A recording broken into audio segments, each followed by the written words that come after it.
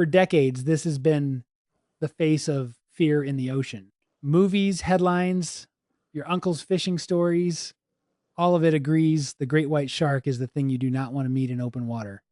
And fair enough, it's got around 300 teeth and a bite that can crack a car door. But in 2015, off the coast of South Africa, great white sharks started doing something nobody expected.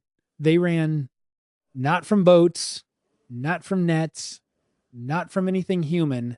They vanished from entire bays, sometimes for months at a stretch.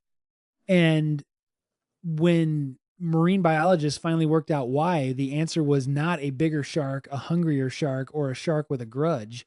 It was this stick around, because what this animal does to great white sharks is somehow both stomach turning and honestly a little impressive. Here's how the mystery actually started. Beginning in 2015, dead great white sharks began washing up near Gansby, South Africa. And every single one had the exact same injury, a clean opening between the pectoral fins and one organ missing. The liver, not eaten haphazardly, removed, like someone went in with a scalpel, took exactly what they wanted, and left the rest floating. Sharks don't do that to each other. Poachers didn't do it either. No fins missing, no jaws taken as trophies, nothing showing up on a black market. So for a while, this was just an unsolved case with a very strange signature. Then researchers connected the killings to two very specific orcas, two adult males with dorsal fins that flop over sideways instead of standing straight. Marine biologists named them appropriately Port and Starboard.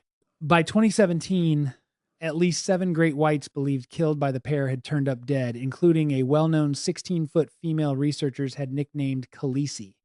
More followed in 2019, but for years, nobody actually saw it happen, just the aftermath.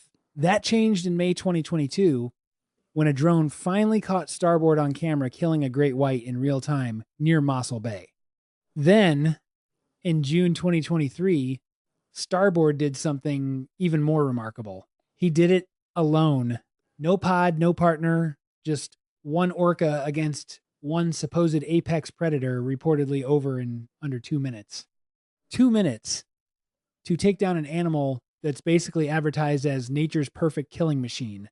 So how does an orca actually pull this off? Part of the trick is something sharks are almost defenseless against. Flip a shark upside down and its body goes into tonic immobility, kind of involuntary paralysis. It's the same reflex that lets divers hypnotize sharks by turning them over for a photo op. Orcas appear to use it on purpose, holding the shark still while they open it up and lift the liver straight out. Here's the part that still bugs scientists, though. How does an orca know exactly where the liver is every single time without so much as an ultrasound? Nobody fully knows. It could be scent. It could be experience. It could be something closer to a recipe passed down the family line. Orcas do teach hunting techniques to each other, so it's entirely possible the liver move was learned, not invented from scratch.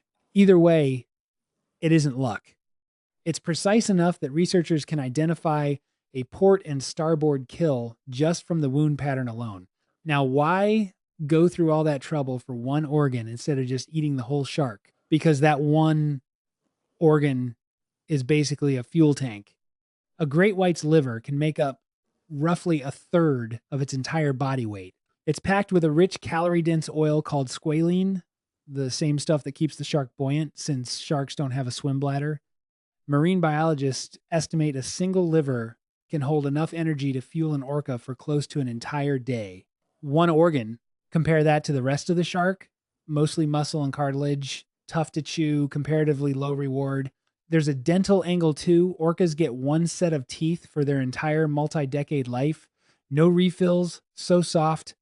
Fatty tissue is a lot kinder to the equipment than gnawing through cartilage for a snack that barely pays off. Basically, an orca eating the liver and skipping the rest is the ocean's version of ordering the tasting menu and only touching the foie gras. Efficient, Um, a little extra, slightly savage. Here's where this stops being a story about two orcas and starts being a story about an entire coastline. False Bay used to be one of the best places on Earth to see great white sharks. Researchers tracking the population from 2000 to 2020 watched sightings hold steady for 15 years, then crash. By 2018, there were essentially none left to see.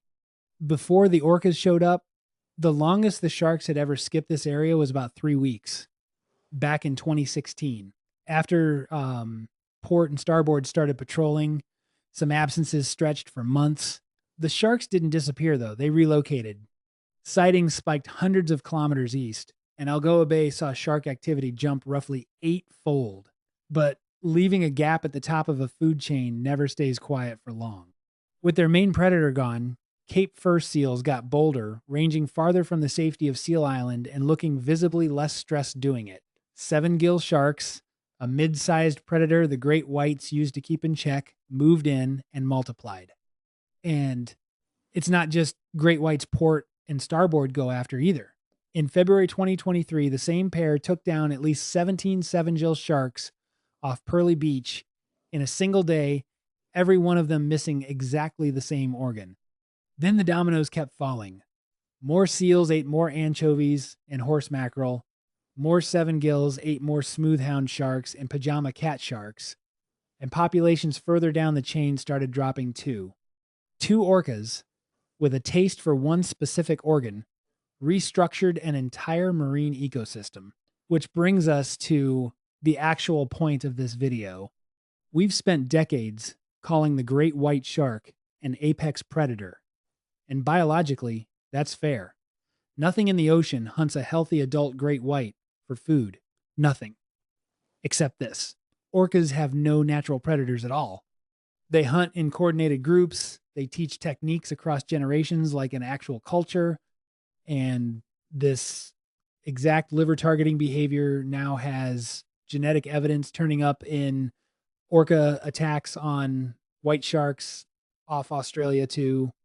This isn't a party trick pulled off by two unusually gifted individuals in one bay. It might be a strategy, one that's just easier to notice when the before and after is a shark population fleeing an entire coastline. So maybe apex predator was never really about tooth count or bite force in the first place.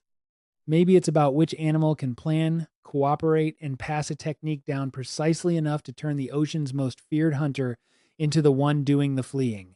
Great white sharks spent millions of years perfecting how to be terrifying. Turns out that's not the same thing as being safe.